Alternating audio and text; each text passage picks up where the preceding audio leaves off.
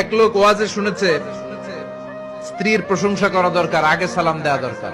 মাহফিল শেষে বাড়িতে যে রাত বাজে 12টা, স্ত্রী দরজা খুলে দিছে, আগে আগে সালাম দিচ্ছে, আসসালামু আলাইকুম। স্ত্রী কয়, ঘটনা কি? 20 বছর সংসার করলাম, একদিনও সালাম দেন, আজকে হইল কি? যাই হোক, ওয়ালাইকুম আসসালাম বলে স্বামীকে ঘরে ঢুকাইছে।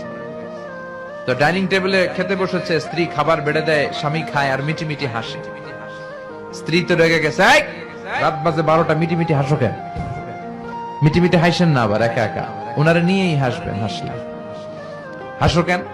বলে হাসি কারণ আজকে তোমার রান্নাটা এত মজা হয়েছে না, আমার জীবনে এত মজার রান্না আমি খাই নাই। রান্না মজা হয়েছে শুনে স্ত্রী তো তেলে বেগুনে জ্বলে উঠছে। কি রান্না মজা হয়েছে মানে? বিগত 20 বছর ধরে তোমার রান্না করে খাওয়াই, একদিনও কইলে না মজা হয়েছে। আর আজকে পাশের ঘরের ভাবি একটু গরুর গোশতের তরকারি পাঠাইছিল, ওই তরকারি দিয়ে তোমারে খাবার দিছি, রান্না বান্নার করি নাই। ওই বেডির রান্না তোমার এত ভালো লাগছে? খাও, জন্মের খাওয়া, আর আন্দম না।